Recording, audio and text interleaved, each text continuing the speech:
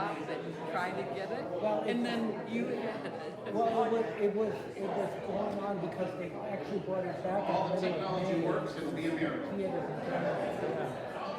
So I knew there was a possibility we'd have to do it up here. So I didn't set anything up. I went downstairs and had everything, and then, well, better come up here and do it. I plugged in my laptop and my computer froze. My computer never freezes. So it was a very tense moment there for a while. I'm feeling fine now, so we're going to go. I wanted to say thank you all for coming. I hope you got something to eat. Hope you tried a little something. It was just from Deb and I and Frank was too. Thank you for doing this. Good.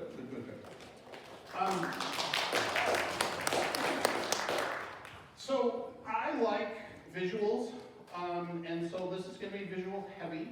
If you have questions or something, you're very welcome to answer them or ask them. You can answer them too if you know the answer. And we'll just see how it goes. So what I wanted to do tonight is talk about how we got from St. James the Apostle to some random guy walking in Spain and Portugal 2,000 some years later.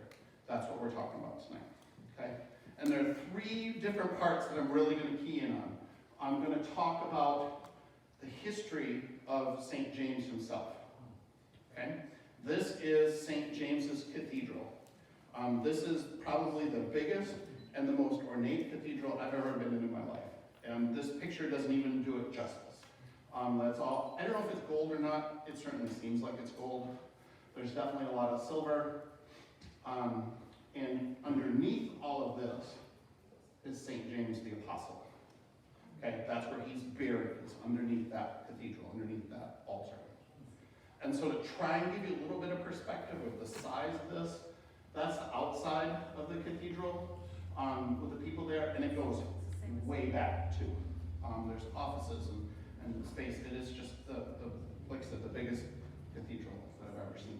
So how did we get here? How did we go from St. James, the follower of Jesus, to here? That's the first thing we're going to do. The second we're going to do is we're going to talk about the pilgrimage itself.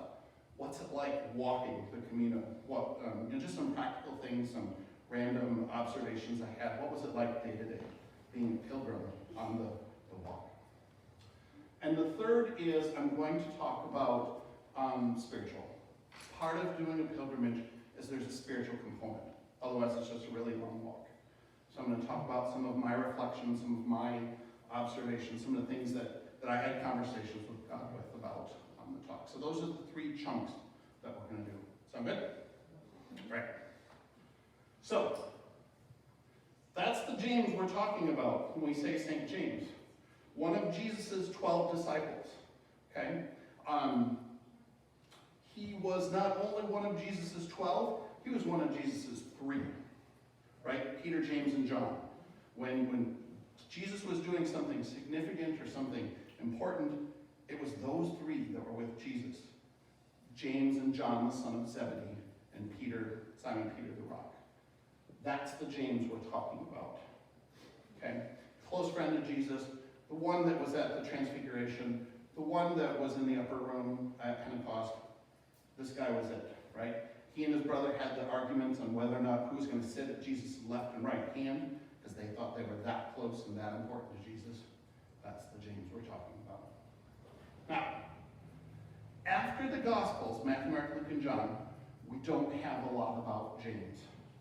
This is basically it in Acts, and then he's never mentioned again.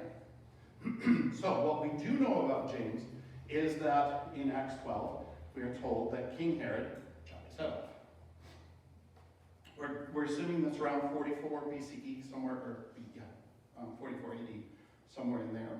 But the exact dates are fluid. So everything after this point is complete tradition and complete lore, if you will, of the church. It's not in the Bible, but it's what the church has believed for a long time. So it's up to you if you believe this, what parts you believe, what parts might or might not be, but this is what we know about James. He was the first martyr of the disciples. Stephen died first, but he was the first of the 12. After that, it's all up in there. Okay? So, the tradition is is that after Jesus ascended, after the Holy Spirit came down in the upper room and they had the tongues of fire on Pentecost, which is this Sunday, the disciples went out and started to preach and teach. And the tradition is some of those disciples went other places besides the just Jerusalem area. Thomas, the tradition is, went to South India. And his tomb is in South India. Peter went to Rome. James went to Spain.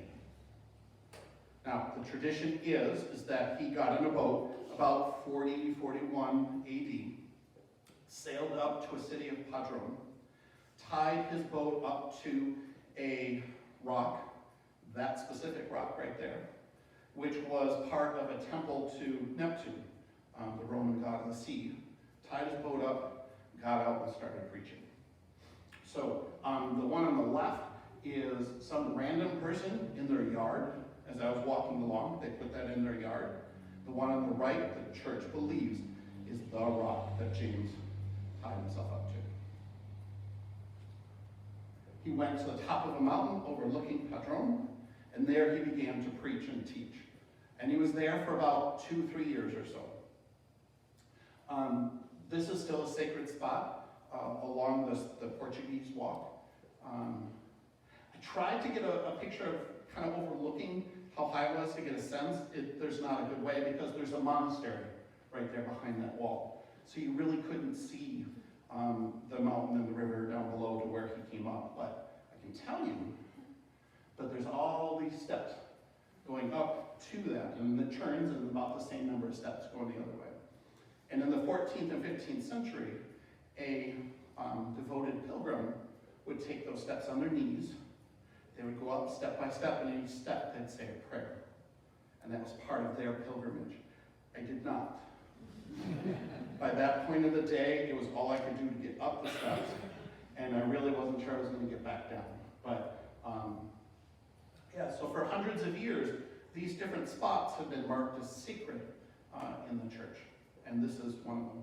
Now, the thought is that after being in Spain for 2-3 years or so, he gets a vision from Mary, and Mary says, "Come back to Jerusalem."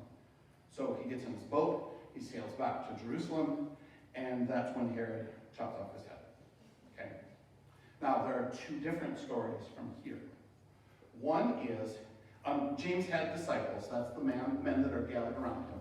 So on the left, on the right, James is being put in the boat, and the boat is going to be pushed off, and it will sail itself back up to Spain.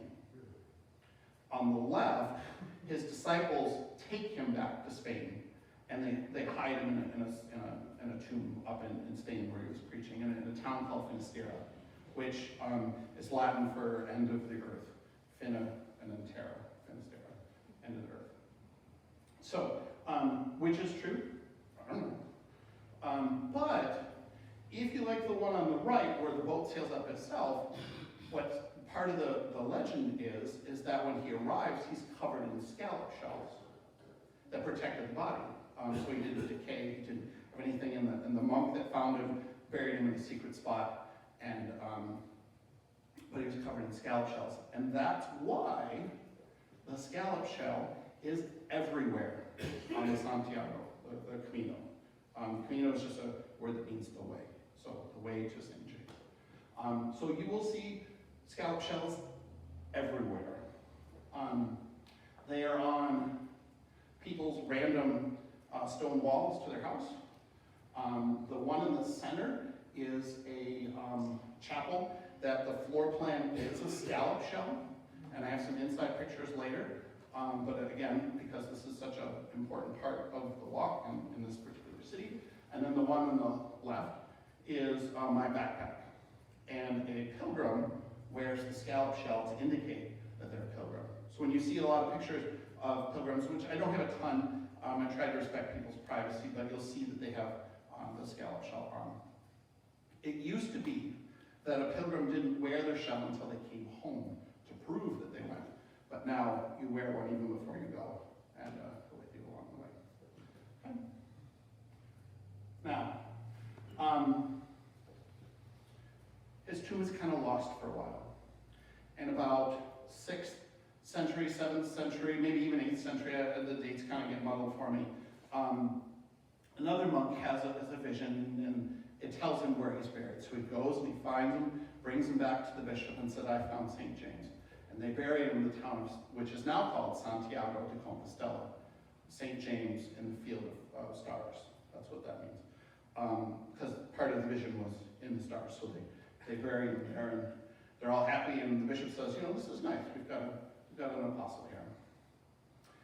And people start to kind of notice, they start to kind of have an interest in St. James at that point, but it doesn't really change until the Moors. Now, if you remember, if you've got world history in your noggin, you remember that Islam pushed up through North Africa and into Portugal and Spain, and they were conquering the whole world. They were unstoppable. They got to the town of Santiago, and again, the legend is, in a fierce battle, St. James himself appears in the clouds, riding a white charger, brandishing a sword, vanquishes the Moors and chases them back. And so you'll see this statue and other ones like it all over the place. It's called Santiago de Metamora, St. James the Moor Slayer. And at that point, he becomes incredibly important to Spain. This is somebody that saved us. This is somebody that protected us. This is somebody that made sure Christianity was going to be here. And so you'll see Santiago de Metamora all over the place as well. At that point, he becomes the patron saint of Spain. People are even more interested, and they start to go. They go to see where their patron saint is, to thank him, for whatever reason. I mean, people take pilgrimages for all reasons. But things don't get really hot and heavy until this guy. This is Pope Calixtus II. He was a pope for 5 years. That's all I mean. In that time, he wrote a book called the Codex de something something. Something something is what I call it. I don't remember what it's really called. Codex de something. In the Codex, it has antiphons. It's got different music. And one of the books inside of the Codex is how to be a pilgrim to go to see St. James. He gives practical advice about what shoes to wear, what to bring, where to stop, what the right path is. And it's because of him that all of a sudden, all of Christianity says, hey, we need to really check this guy out. And the pilgrimage to St. James really ramps up. And it's waxed and waned over the years, but it is still a regular thing. Last year, 400,000 people walked the way of St. James, one of the paths, but about 400,000 people. And again, not all of them do it for religious reasons. There's lots of reasons that people walk. It's been that. And for most of Christianity since the 11th, 12th century, there have been 3 great pilgrimages that a Christian should take. One is to Jerusalem, and that's why we have the Crusades, was to make sure that pilgrims could get down there safe to do their pilgrimage. One was to Rome, because where else would you go but to see the Pope? And the pilgrimage to Santiago de Compostela to see St. James. So this has been a big deal in the life of the church for hundreds and hundreds of years. And that's the book that he wrote. I don't know what page that is, but so it's illustrated and it's I'm sure quite lovely. And so these are kind of the established routes now, but technically any way that you get to Santiago is a pilgrimage route. But what I did was I walked the Portuguese Central. So if you look at the route right here, I started at Porto and went up to Santiago de Compostela. There are lots of different routes. I could have taken any of the routes. They would have all been fine. There's no better or worse. I chose that one for 2 reasons. One, it fit my time. That was just a practical reason. I was about 150 miles and would take about 2 weeks, so that was a practical reason. 2, the Portuguese route is pretty well established, but it's not really, really busy. The French route, it's like, the French route, the green route there, gets like 60% or so of all pilgrims walk the French route. So it's very densely populated, there's lots of people on it. And I wanted something a little less busy. And the third was, and this is true, I was told that the Portuguese route was very flat. It's not.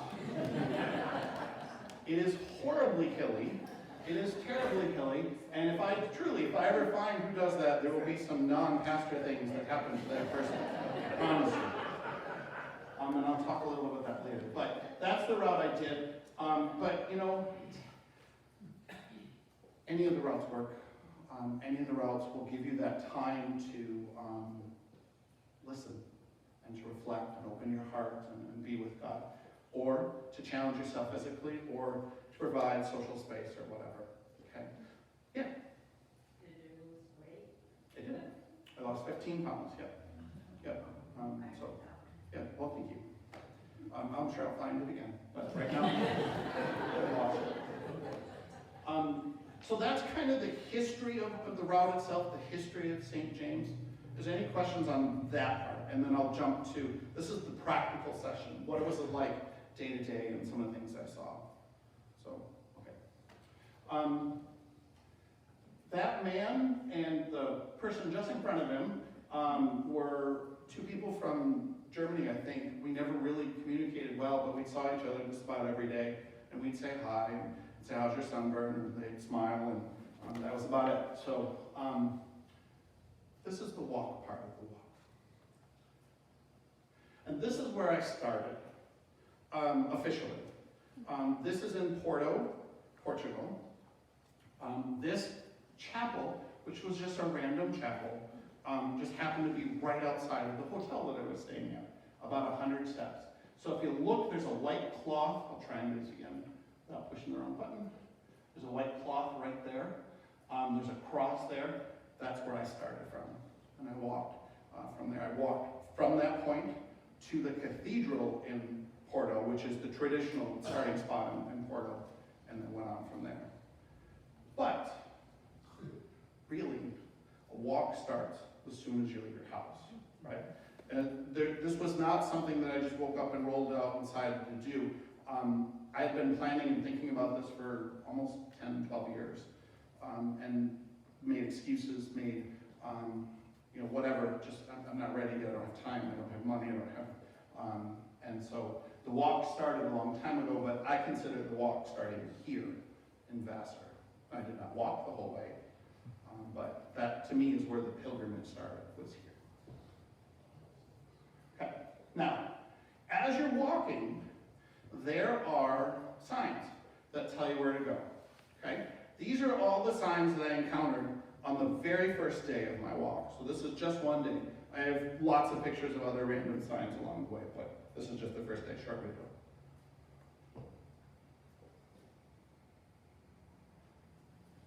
I'm going to turn the sound up while I do that.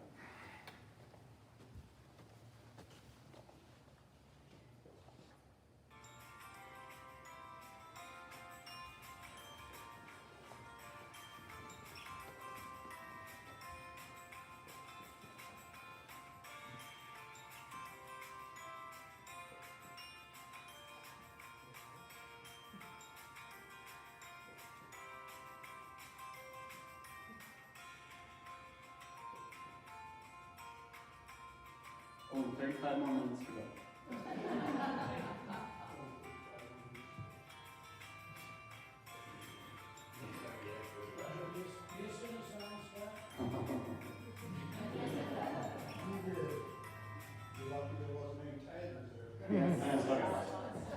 So, basically what a pilgrim does is they get up, they get themselves dressed, they head out, and they start following those yellow signs. And there are a lot of yellow signs. Like I said, that was just the first day worth. But I still screwed up. Getting out of Porto, there wasn't as many signs as I noticed, so I was trying to use a compass to just keep kind of sort of heading north. And I did. And then on the, okay, good. Okay, that's fine. And then, as I got towards my stop for the day, I had there are two ways to do a Camino. There's lots of ways to do a Camino, but one is to stay in random hostels or albergues, which are like giant dorms that you stay in, and you show up and then you say, do you have room? And they say, yep, we have room, and you get a place to sleep. That was not an option for me.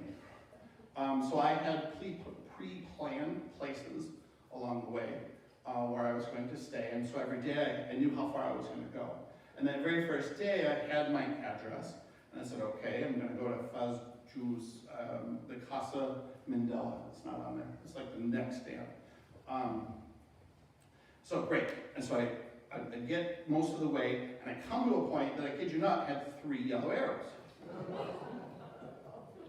And so, okay, well, I'll follow the sign to Faz Jus, because that's what the address is. So I walk all the way up to Faz Jus, and it's not there.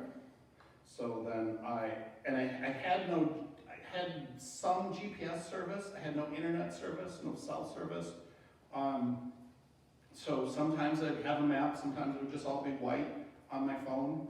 And I finally got it to say, oh no, it was just 0.2 miles from where I went on that split, had I gone straight. Otherwise, I did an extra 2.5 miles to go around to come back. So that day, besides the screwing up I did getting out of Porto, I walked 19 miles, which was not my plan. And I was dead tired. And I get in, and this woman was the sweetest, kindest woman ever. And she said, you know, there's some places to eat just 0.2 miles away down the road. And I said, I'm done. I'm not going anywhere. I don't care if I ever eat again. I'm not moving. And she ordered takeout for me, and she went and picked it up and brought it in, so that and didn't even make me go down the stairs she brought it up to my room. And so that was part of what you experience on that is there's a lot of kindness. There just is. People that are, you know, part of because she was running a business, but just other folks as well that were just kind and gracious, and it really was an affirmation of the goodness in humanity. It was. So that was my first day. The second thing that a pilgrim does is they collect stamps. Okay? Every church you go to, every cafe you go to, every restaurant you go to, every hotel or hostel that you go to has a stamp.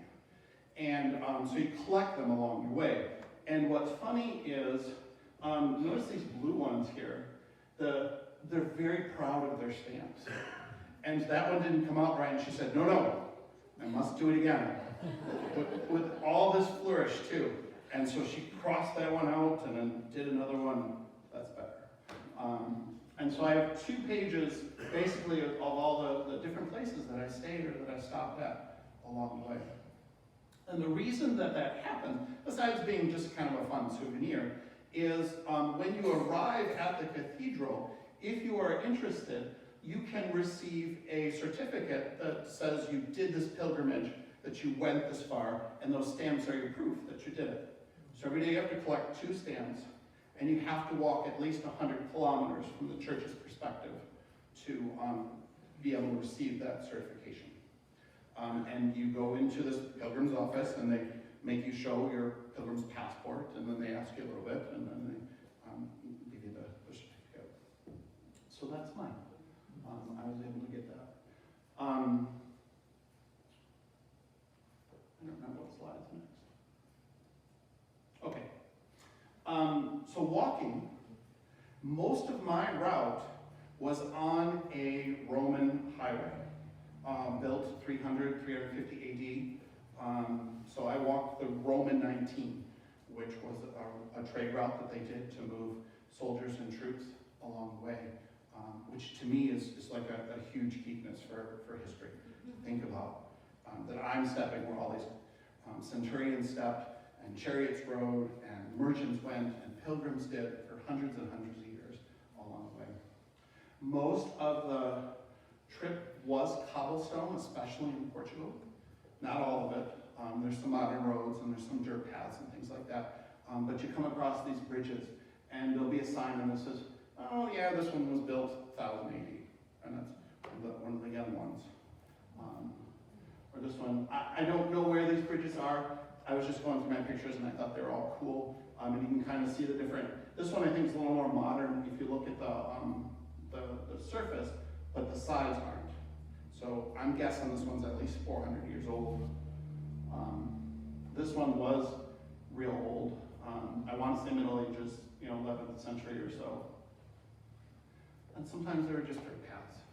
And so the day was walking through forests and eucalyptus and pine forests, walking through fields like this with the calla lilies just in bloom all the way along the way. There were spots where you're walking through, I'll come back to that in a second, these vineyards and all these other fields, and it was just beautiful. There's no other word for it. It was just beautiful. But not all the walk was that way. Okay? So this was the route that I had to take both on the first day and the second day. And I'll play this real quick and then I'll tell you why I'm playing this. So that's me kind of holding my breath, pinned up against the wall as close as I could. And that's how close they were. You can see all of the sidewalk that I had to walk on. And then where the greenery is, sometimes it was level, sometimes it was not. Sometimes it was a foot deep, sometimes it was 4 inches deep, you never knew. And that was actually a wider space on the road. So you would kind of run as fast as you could before the traffic would come to get off to know where the next spot was. So on my second day, as I'm walking on this road, there's a yellow sign that says take a right. Now, I'm still kind of using my phone because I'm kind of sort of trying to figure it out. And so I pull out my phone saying, wait a minute, that's too soon. And I start looking at my phone and I stop, look at where I'm going, and down I went on this road with that traffic. I bruised my rib. It is still sore. My hands were completely black and blue. But thanks to God, I did not get hit by a car, and I did not twist or break my ankle. So there is a lot of injury that does happen on the Camino. I did see a biker get taken away with an ambulance. There was this particular hill in Spain, and there was a sign that said, I don't know exactly what it said, but it said, warning bikers. I got that much.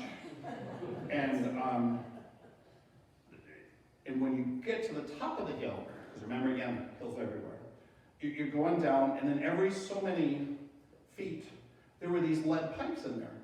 And so there'd be this hump, and there'd be this hump. And so I think what happens is, as you're going down the hill, which is at a nice incline, you hit that pipe, you gain some air. And if you're not down again, you're hitting the next one, and you're gaining air. And I think that's what happened, is the person at the bottom did not finish that particular leg of the journey, and was taken away in an ambulance. I did meet a couple people that hurt their leg, could not continue as well. So it does happen. So by the grace of God, I was able to finish. So I'm very grateful for that. So where were you walking in that picture? No. On the little shrubberies. I'd be on the white line as much as I could, and then when traffic comes, I'd say, oh, sweet Jesus, is there enough room for me to get over? Because that was one of the wider spots. And then sometimes that wall was right up against the road, and I had to do about 4 miles of that. That was the worst stretch of the whole thing. Most of it was not like that. Most of it was this beautiful pastoral space in the woods. And in Spain, they have walking lanes next to the busy roads because they know the pilgrims are coming. It's a little more evolved and established than in Portugal, but that was by far the scariest route that I took. Pastor Scott looks like the top of the wall would be your best choice. Next time. Yeah, you've not seen me balance, so I don't know that would have been a particularly good thing, but I will take it under consideration. There are these walls, these stone walls just about everywhere. If you drive down 46, you see these great big fields, they're farming, whatever. Divide those up by 6 or 8.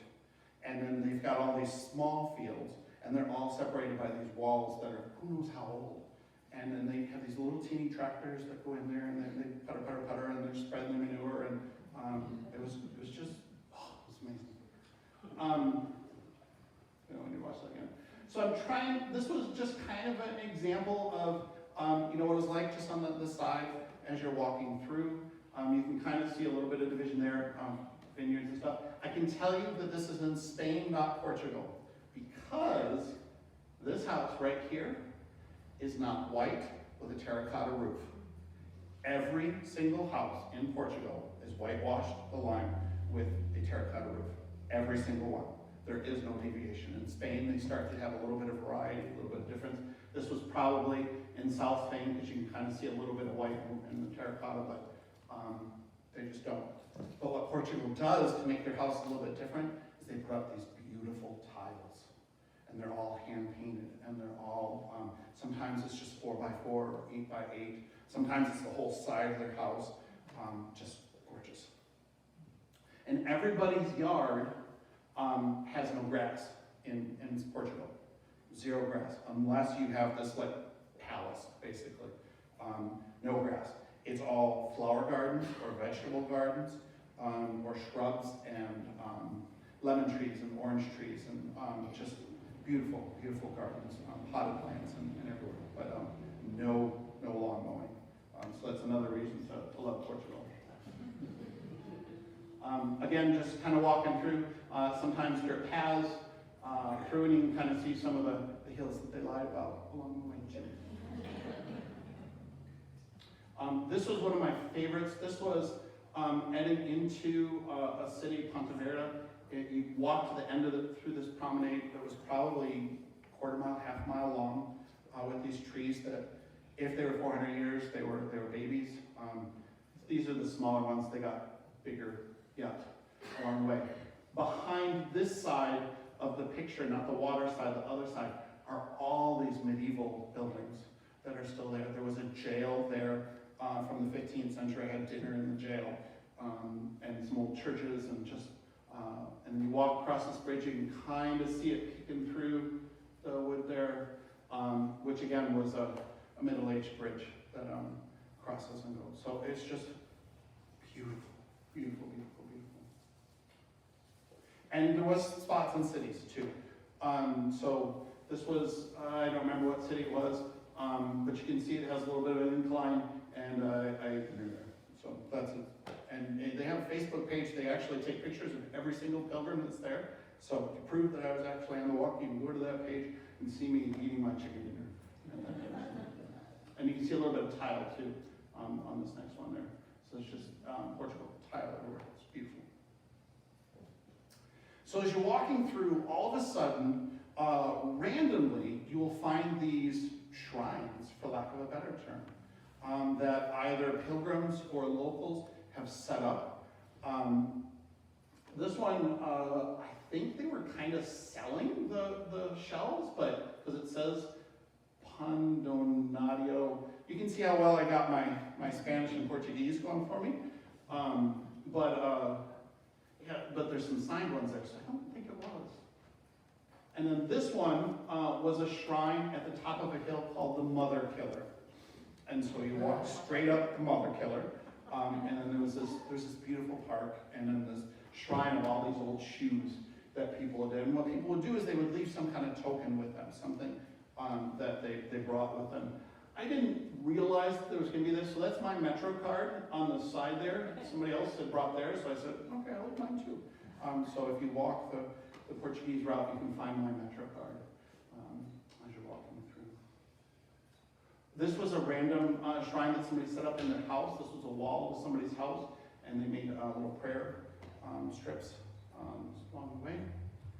And this one I thought was pretty cool too. Again, somebody's house across the street, and they had a spot where people could write little notes to other pilgrims as they went through. So there's all those hundreds of little Bon Camino or good luck or keep your feet safe or whatever kind of messages to each other.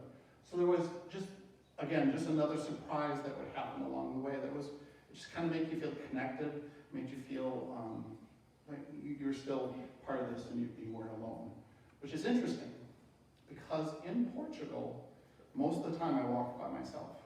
I rarely saw other pilgrims in Portugal When I got to the cities, I'd see other people that were obviously pilgrims because they'd have a backpack with a scallop on it. But if I saw 10 people in a day that were pilgrims, that was a lot in Portugal. When I got to the line, we got to Spain, to the town of Tui.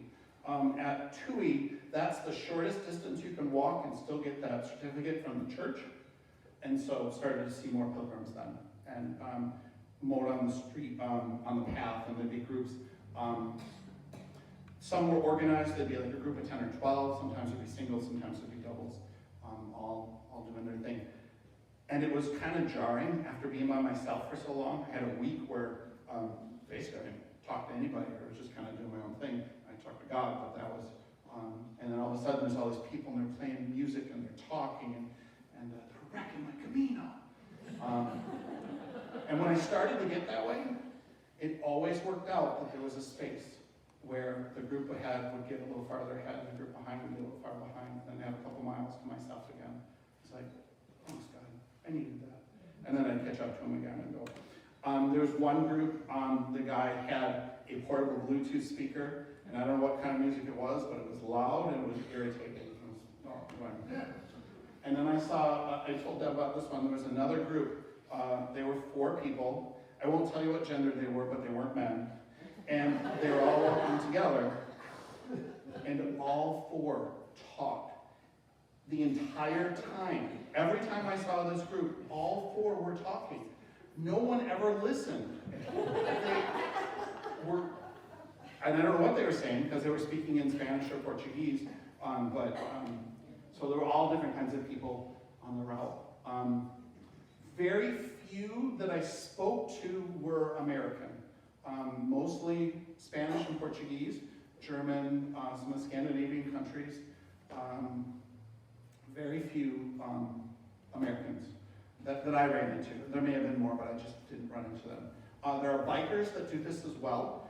If you go 200 kilometers on a bike, you can get your certificate. So there were a lot of very young, very fit Germans, Italians, Spanish, mostly men, but some women riding up these hills and back down again. And they're, not out of breath at all. They're going straight uphill, Camino, and they're just going.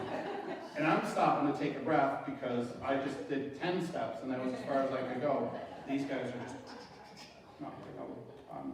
So a lot of different people along the way. I did see one man who was blind on the Camino, and he had a person walking with him, which means that somebody walked the entire Camino backwards, because she was holding on to both of his hands and giving him directions on where to go. She walked most of the Camino backwards, definitely all up and down parts, to make sure he knew where he was going. And I saw another woman, she was moving real slow on the first day, and as I got close, I realized that instead of her leg going straight up and down, it went in like a 90-degree angle. And she couldn't go more than this, and she was going. She had a big smile on her face, and she had somebody walking with her, and I have no idea how long they had been walking or how far they were going. That's the only time I saw her. So there's a lot of people that you run into regularly, a lot of people that you see once, and that's it. And that's part of the pilgrim experience. Another one that was in a random forest that somebody started putting stuff on, and people started doing the prayer strips and such as well. And I put this one on there because this one is a verified Roman bridge. This was built by the Romans 480, 580, something like that. So to me, that was like so cool to walk over. But I will say, cobblestones are not as exciting as they seem. They're wonderful at first. They look beautiful. They hurt after a while. They really hurt. So again, my heart just went out to all those Roman soldiers that were walking on those all the time in wooden sandals with no socks. I had the most expensive shoes I could find with this much cushion on them. I must have been 4 inches taller with all the cushion. I had 2 pairs of socks. I put Vaseline on my feet. I still have blisters.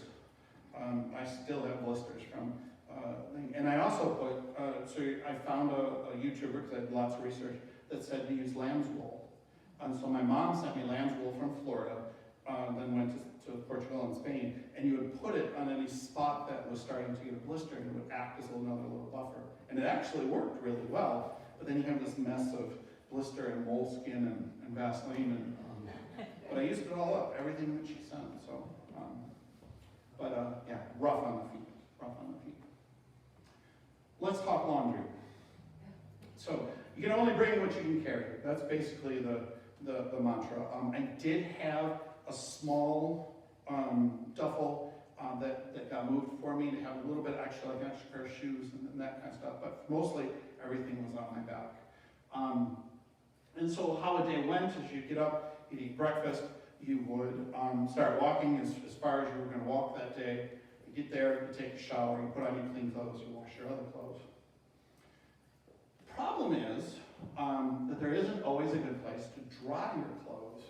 So I had done all this research before I went about synthetic fabrics and moisture wicking shorts, and timed how long it took my socks to dry at the house, which was not how long it takes to dry in Portugal. I don't know if the latitude and longitude changes that, but this was one of the blessed days where I had a spot in the sun that I could dry my stuff.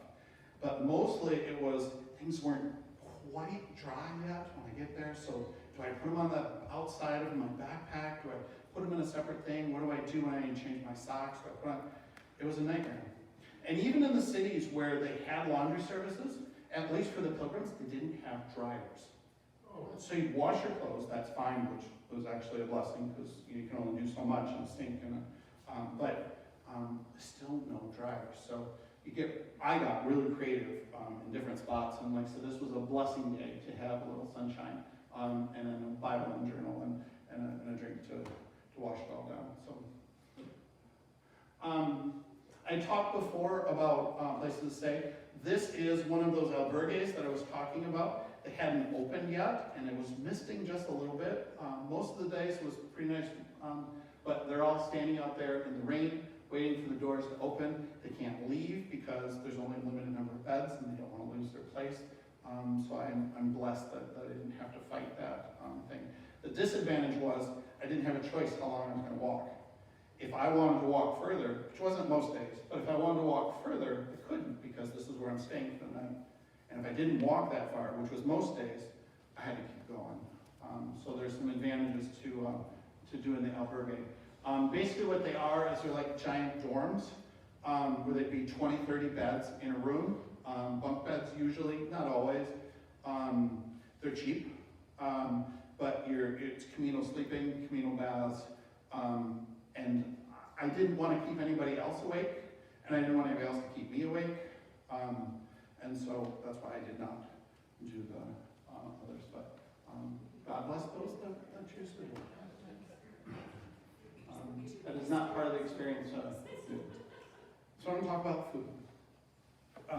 Every morning was basically the same thing. It was, for me, it was meat and cheese. There was always coffee, but I don't drink coffee. Water, juice, and like a croissant or something. And there were some chocolate croissants I called spots were amazing. And I put another one in my pocket for 2 hours down the road.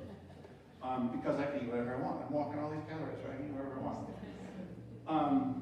The other thing that was brand new to me, some of you may have heard of it or know about it, is quince. Anybody ever had quince before? This is like one of the best things in my whole life. I had never had it before, never heard of it, and so it's a cousin of the pear and the apple, except it's really, really hard. You can't just eat it like a pear or apple, so you have to process it. And they process it into a jelly that's kind of like applesauce, but it's thicker, and so you get this little chunk of quince. And it was so good. I mean, I was every spot I could find quince. I was having as much quince as they'd let me without throwing me out. And I had a quince sandwich one day because it was so good.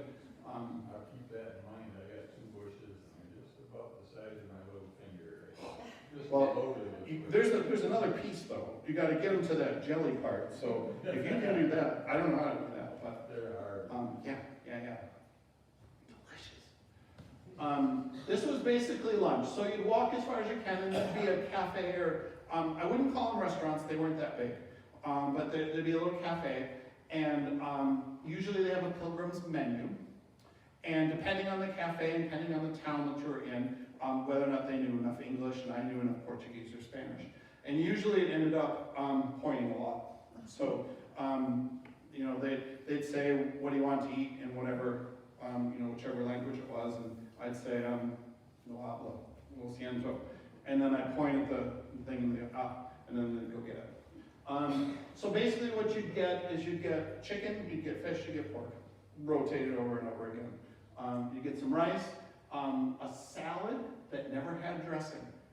There are no condiments and no dressing, at least in these two countries.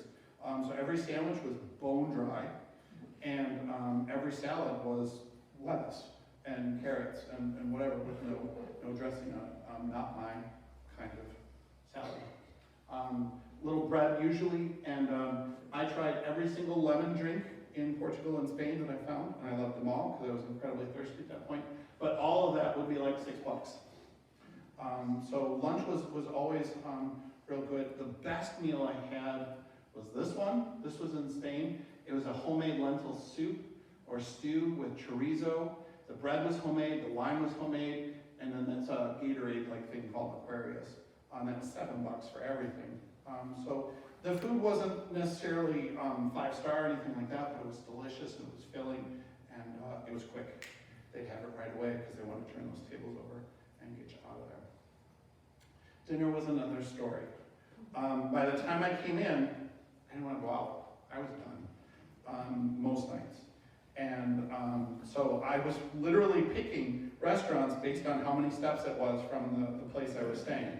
And if it was more than 20 yards, and I'm tired, I'm not going. So I didn't eat as adventurous as I normally would. And I'll be honest, this was another part of the experience that I had romanticized in my head of I'd be eating all these fine meals with all these strangers, and we'd be talking about politics and art and history, and a lot of times I was just sitting by myself. And so it was lonely, and I wasn't feeling adventurous, so I did not eat dinner like I probably could have. So I missed out on a lot of the authentic, exotic things, but there were some things that I was not willing to eat as well, that beyond my level of dinner. Saw very few eggs, actually, except one woman. I was staying at her house, so I had to get to a specific restaurant. When I got to the restaurant, I had to call this woman. I didn't have cell service, so I had to call through Wi-Fi to a foreign exchange. She picks up. She doesn't really speak English, and so I'm trying to explain to her that she's supposed to pick me up. We finally figured it out. She comes, gets me to go to her house. She's got me on the 3rd floor of her house too, so I had to go out. But anyway, she said, "Do you want dinner?" And she said, "Oh," she didn't say these words because her English wasn't that good, but basically she said, "Oh, I make this wonderful Spanish tortilla." I said, because that's eggs. I said, "Thank you so much, you're so sweet. Please no. No huevos, por favor." So I memorized that one because I don't do eggs. But breakfast and stuff didn't have a lot of eggs, so it didn't have to use it very often. That was the only time I broke this poor woman's heart. So I don't know what the meat was. It was brown, and it was good. I probably don't want to know after I turned her down for famous Spanish tortilla. A lot of fresh things. So the juice was always fresh. But our orange juice is very, very sweet. Their orange juice is very, very grassy or earthy. It did not taste like our orange juice at all. Like I said, very few condiments, almost zero sugar.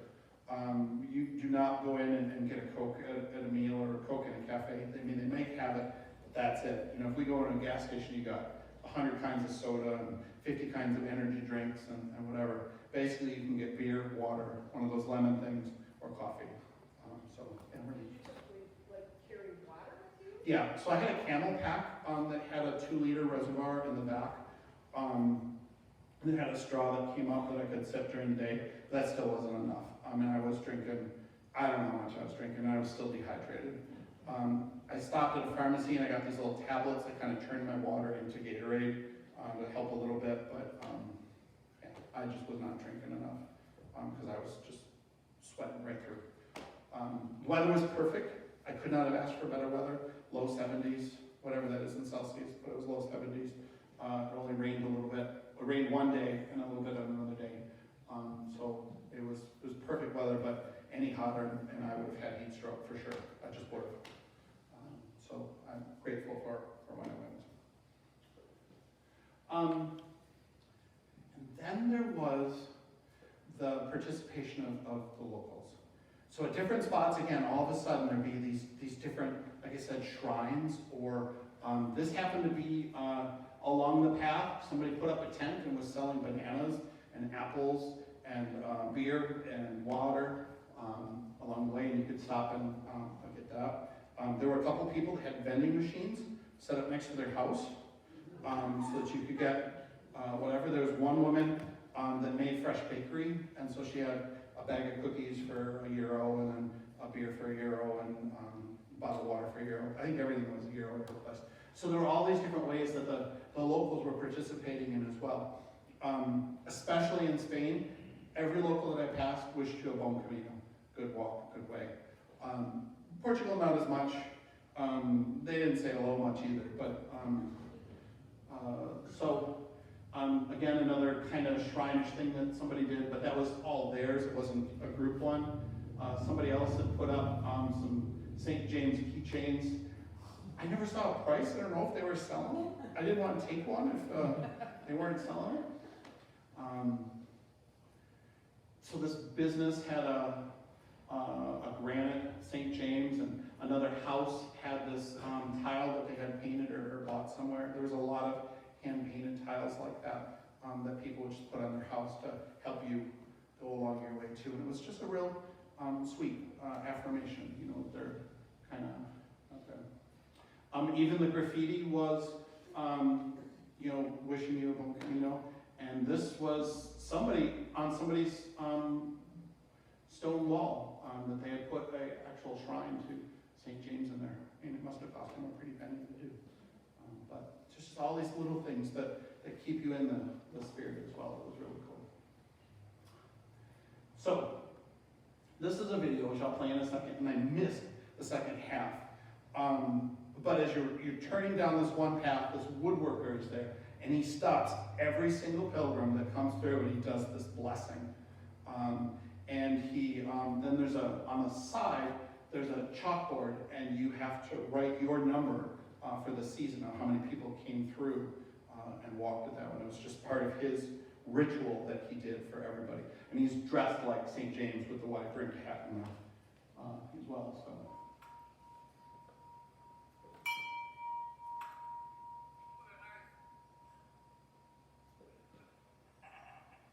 And he didn't know he was going to start singing, so I put my phone away. And then he started singing some song in Portuguese.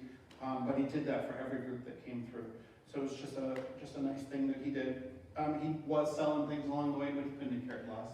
He was just having fun with people as they were going by. Another spot, so we're in Spain because you can start to see a little bit more people. But at this random crossroads in this random place in the middle of nowhere was a cellist and a Galician pipes. They have bagpipes, kind of like Scotch bagpipes, but they're called Galician. There's some, I don't know what the settling back and forth, some other historian can tell you that. But they're just sitting there randomly playing, and you can enjoy music and give them a tip if you want or whatever, but it's just kind of cool. There was another set of pipes that was playing in the courtyard by the cathedral as well. There's also a lot of legends on the walk. And there's one legend that's actually in 2 different towns, and they both compete, and it really happened here. And this is in Barcelos. There's these giant chicken statues all over the city in Barcelos. And it's because there's an old Camino legend about a pilgrim that was on the walk, and he had stopped in Barcelos. But if you ask the other city, it was whatever the other city was.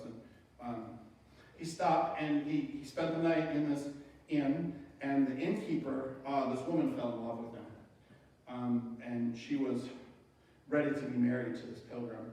But he wasn't interested. He spurred all of her advances. So because she was angry, she took a cup and she put it in his backpack.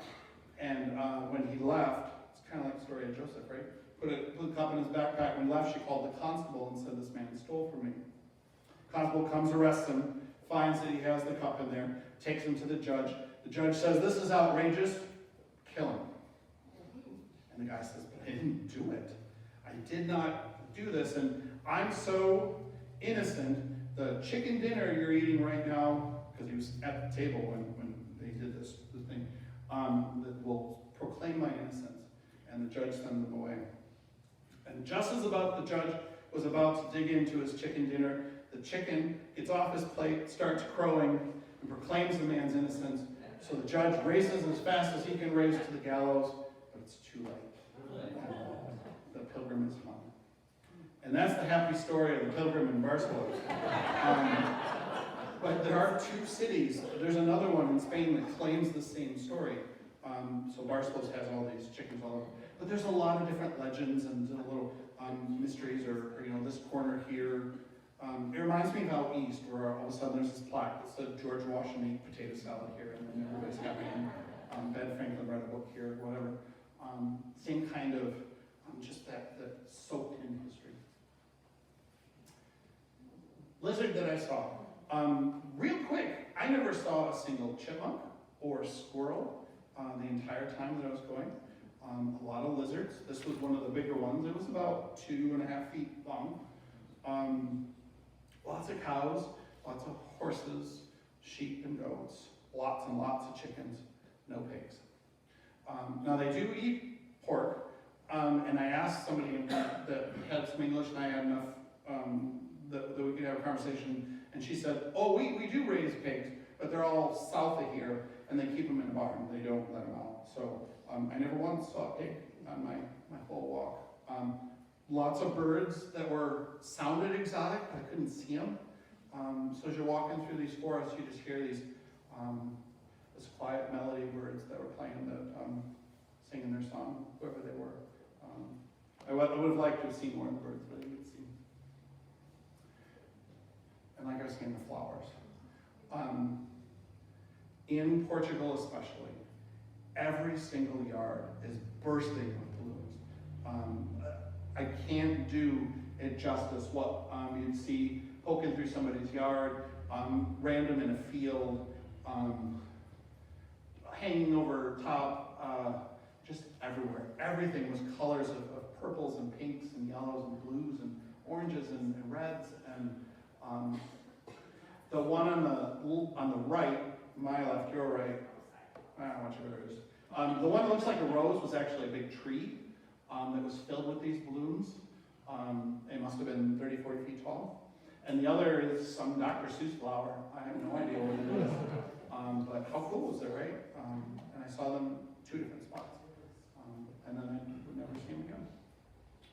And wisteria. The vines that had to be 100 years old, thick vines that were all in full bloom and smelling wonderful. And this particular one had a little waterfall by it, so you can kind of hear.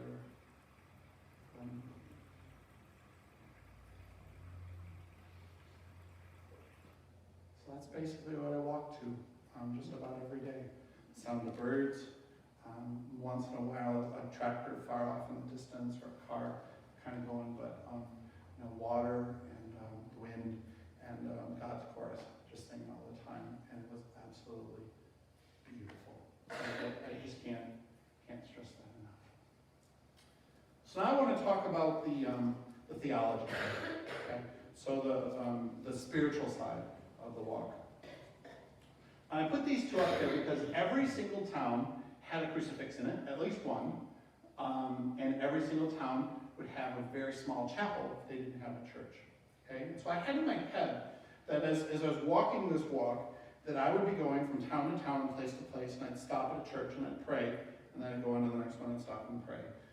And what I found is most times these were closed and they were locked. And it really kind of upset me. And this is supposed to be a spiritual event. Why isn't this happening? And as soon as I'd start getting snarly and surly and all, then I'd find a place. And there'd be a quiet spot. Maybe 10 people could sit in there. And you would just go in and pray for 10 minutes and then get back out and go again. And it was always right when I needed it the most, is when these spots would show up. This is, remember I was telling you about that chapel that was scallop shelled? This is the inside of that chapel. It is actually, it's kind of hard to see, but that is actually Mary as a pilgrim. Mother Mary, and she's got Jesus there. So this is the only spot that I saw her referred to as a pilgrim, because she did take pilgrimage to Bethlehem, she did take pilgrimage to Egypt, and there was a special name for it, but I don't remember. But this was a beautiful spot, and they did a pilgrim's mass every single night, and that was a wonderful treat as well. It was always in Spanish or Portuguese. I had no idea what they were saying, but you get the sense, and it was wonderful to be a part of. I bet I got to do 4 masses the whole time. Not many, compared to what I had in my head. And so these are 2 other important stories I want to do. So when I was coming out of Tui is a great big city. I came in Saturday night. The first thing I did is I went to the cathedral, and because I wanted to take mass the next day, and they had a docent there, and I said, "What time is mass?" Because she spoke English, and she said 11 o'clock. And I said, 11 o'clock, 11 o'clock. Great. So I toured the cathedral. A lot of the cathedrals and the big churches are open, and you can take pictures, and for a donation, you can kind of walk around. You can pray a little bit there too, but it's not an organized prayer. So I get up the next day, I'm all excited, I get to do mass that day, it's Sunday, and it's about 10:15 when I get there, and the same person is working, and I say, okay, well, where's mass? She said, it's not for 3 hours. And I was disgusted. I was so disheartened and upset, and was like, how can I do this? This is what I'm supposed to be doing here, so I'm supposed to be going from spot to prayer, and I left with the black cloud over your head and the rain for one. And I get about a half mile out of town, and church bells start ringing at this town, and I look, and it's right on the path, and the doors are open, and they're just about ready to start mass. And so I sit down, and I get to have mass with this country church instead. There's maybe 40 of us in there. It was a beautiful service. And as I'm in there, I looked, and right up above me, saying right above me, was St. James, the statue. I was like, okay, I get it. Sorry, Lord, I'm a whiny baby. But every single person I don't want to say every person, almost every single person in that church wished me a bon camino before I left. And it made a point to say hello and good morning, and it was a beautiful, beautiful worship experience. On the other side, with the line there, if a church was open, it usually was empty. There wasn't anybody working there, or any priest or anything, except for this one spot. So I go into this church, and there's this line of people. Why is this line of people in this church? Are they all waiting to pray at the altar or something? And in the front, that you can't see, and I didn't want to take a picture, I want to observe some privacy, is a priest. And the priest is there, and he's taking his time to give every single person a blessing and pray with them as they walk on their pilgrimage. So I stood in line for 30, 40 minutes waiting for this priest, and there was people behind me all waiting, and he would take his time and just make sure that he would say, and he said, what can I pray for? I said, please pray for my feet, because they were killing that day. I said, I'll pray for your feet. Anything else? He said, yeah. And so, it's just a sweet man, gentle, kind, and it was a wonderful experience. And that's one of the things that really struck me, is there's a saying called the Camino provides.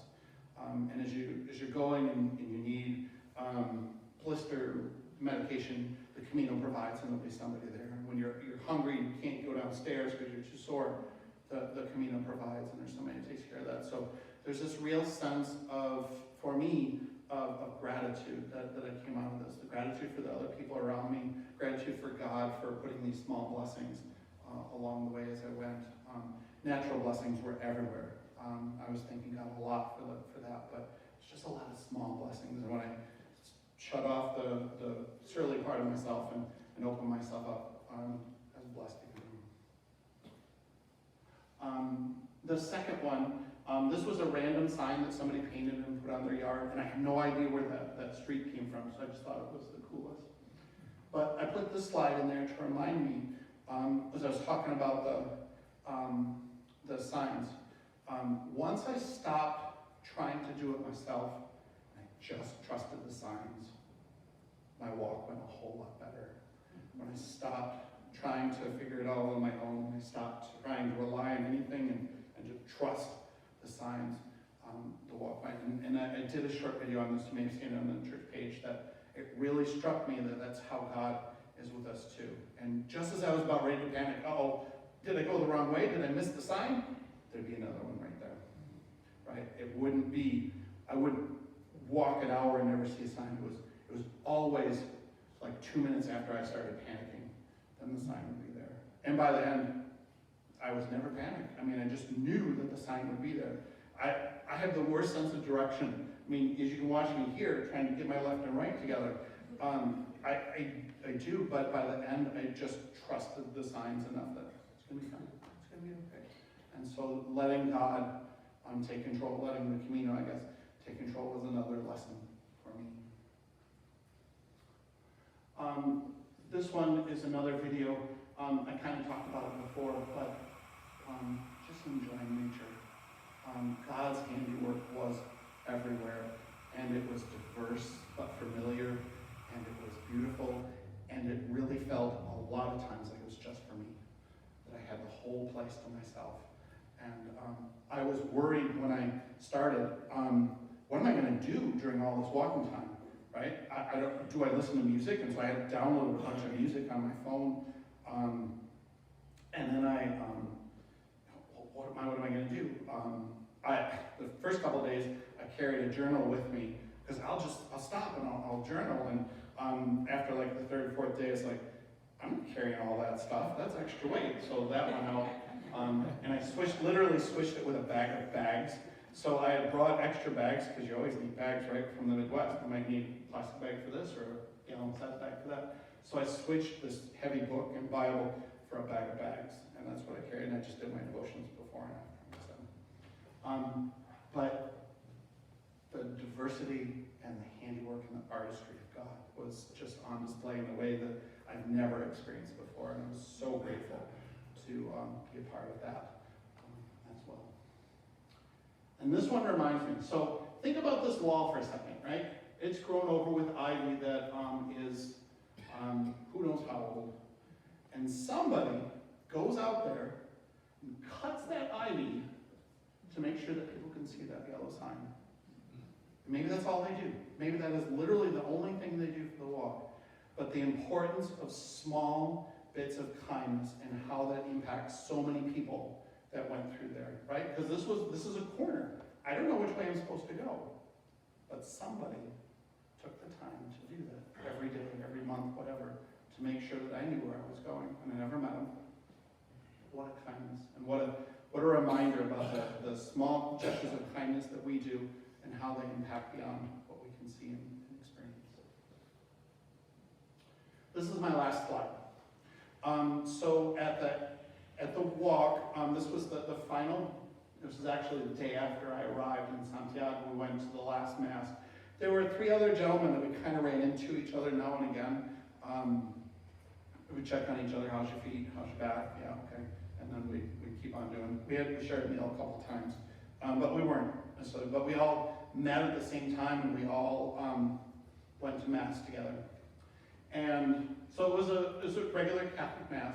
But at the cathedral, they have what's called a Budafernio, a big incense burner, giant incense burner. It's about this big, that takes multiple men to do, and they only do it sometimes. They don't do it all the time unless somebody pays, I think, like 600 euros to do it.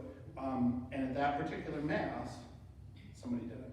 And so I was able to record it. And the voice you're going to hear is this nun that was singing in the corner. She just came up. She reminded me so much of Julie Andrews, you know, that young 20-something that had this angelic voice. And then the organ's going as well. You can see the pipes kind of sticking out there. It was a fantastic way to end my journey. So I thought it'd be a good way to end our walk together too. It's a couple minutes long, but I hope it's worth it for you.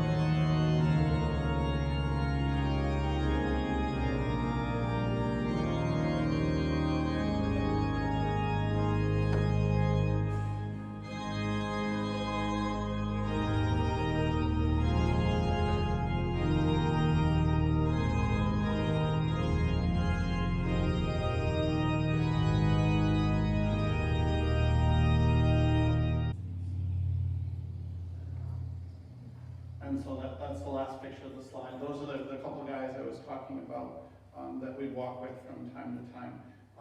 The one on this side right here was from Norway. The two ends are from Norway. He had something seriously wrong, and so there were a couple days where he's going to the pharmacy and getting as many meds as he could to try and get himself together. This guy was always messed up. And then this guy, he was a principal in a Danish school, retired, and he was like this triathlete kind of exercise person. He did classes in the woods for the kids to teach them how to chop wood and build fires in the kindergarten class in Danish.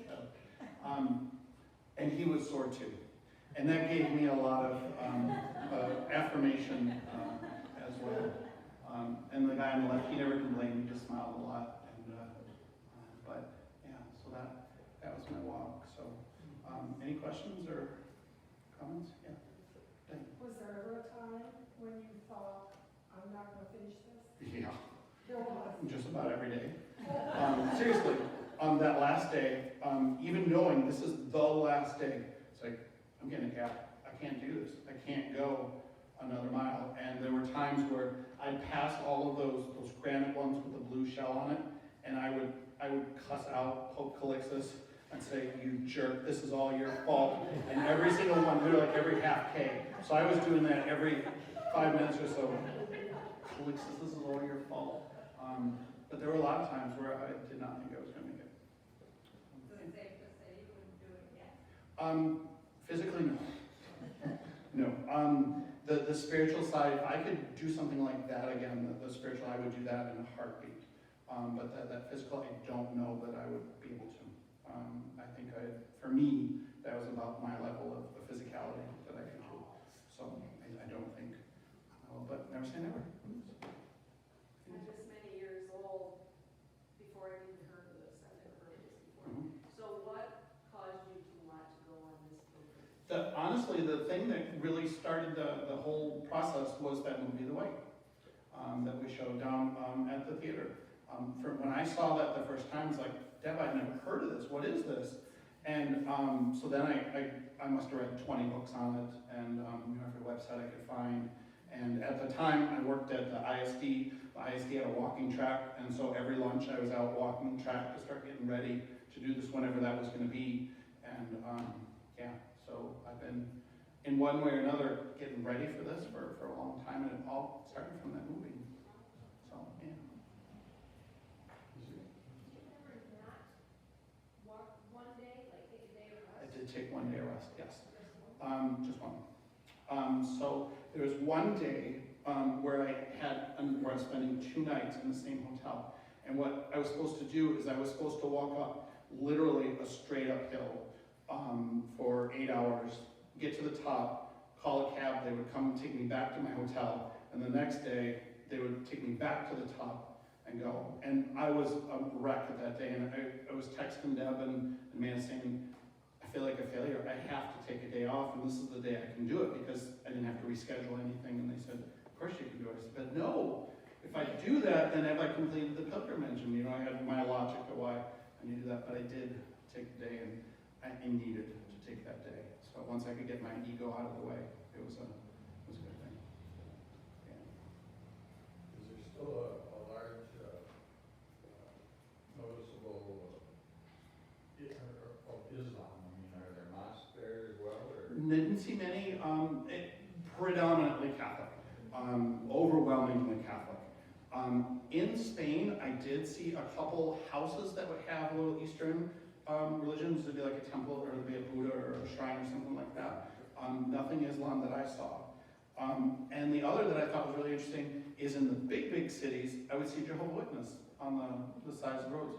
I never saw Presbyterian, Lutheran, Methodist, any other Protestant, Lutheran. None of the Protestant is either Catholic or not Christian. And not Christians are very, very small. And never any Islam that I saw. Scott, Yes. I have a childish question. Sure.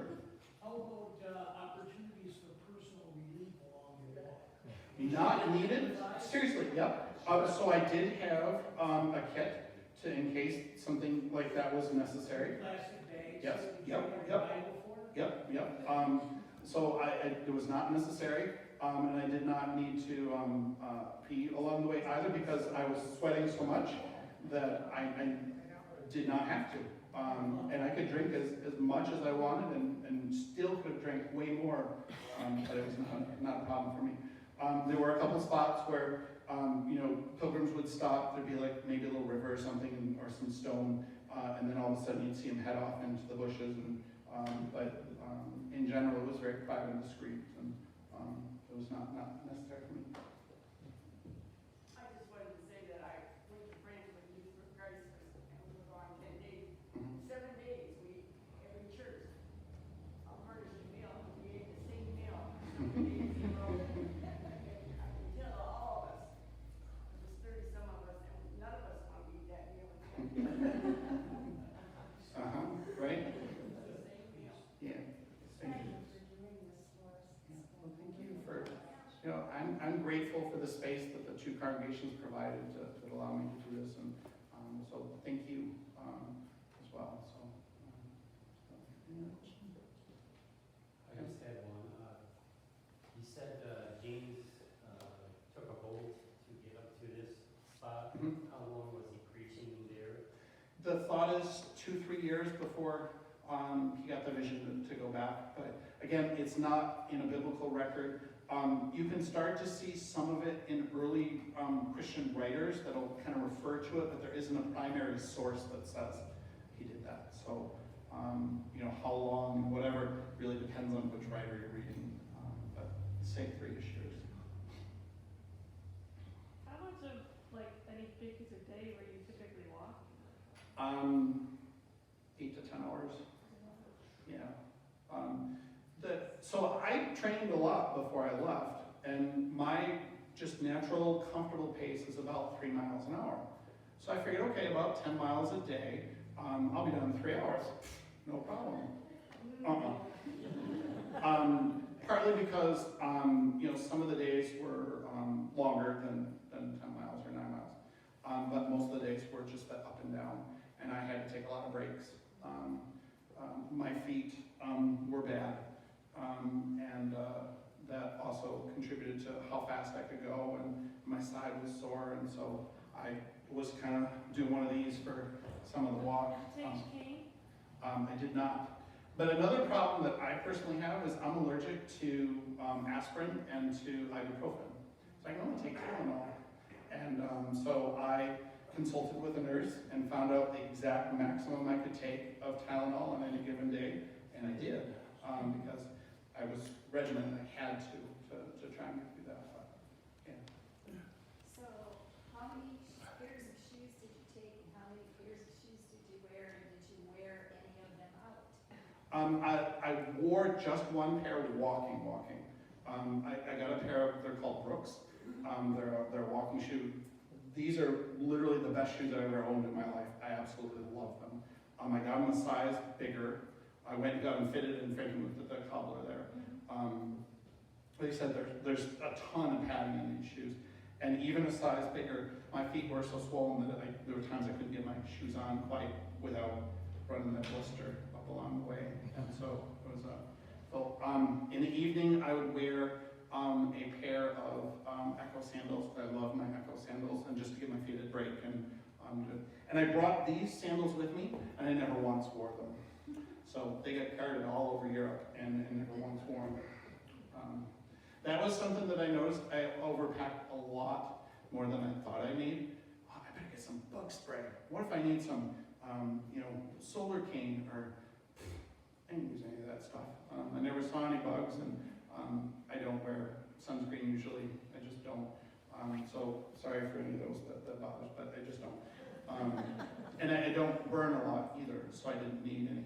But I brought it all just in case, and then I'm carrying it around with me. So, yeah. These small animals, how many wild animals did you see? You saw the lizard, is that it? Wild, not as many. I saw some guinea hens. Those kind of indigo-colored guinea hens. I saw those in the field. I don't know if they belonged to somebody or if they were wild. and I saw the lizards, but I never saw raccoon, skunk, possum, you know, the small mammals, no squirrels or chipmunks ever. Mostly domesticated farm animals, cows, horses, sheep, goats, lots and lots of chickens, dogs, cats. I did have one dog that walked with me for about 2 miles. Yeah, he was some kind of beagle, and he would stay in front of me, and then when he'd go out a little ways, he'd stop, and he'd wait for me to catch up, and as soon as I catch up, he'd walk further. And he did that for about 2 miles, and I was really nervous that this dog was gonna get lost or whatever. He didn't have a collar, and who was I gonna call anyway if he did, but then he went one way and I went the other, and that was it. A few crazy cat ladies. I saw, you know, some that had lots of cats that they were out feeding as well, but they were always cooed and fawned over, so everyone would stop and look at the cats, and I think that's part of the reason they were feeding them outside and having fun with that. We've traveled in Brazil a couple of different times, and there aren't any mosquitoes, or, I don't know why you indicated they didn't have them there either. Why did we get stuck with them all? Yeah, I blame Florida. I don't know, you gotta have swamp to have mosquitoes, so, I don't know. But no biting insects of any kind. I never ran into any bees or wasps or any kind of even gnats or anything like that. Completely bug-free in all the spots I was. No flies. Well, that's not true. Sometimes in a courtyard space inside of a building, because every building had no glass windows, they would just be open because it was plenty cool, and in those courtyard spaces would be a group of flies that would be kind of doing a circle. But as long as you didn't walk in the circle, they didn't bother you and didn't care.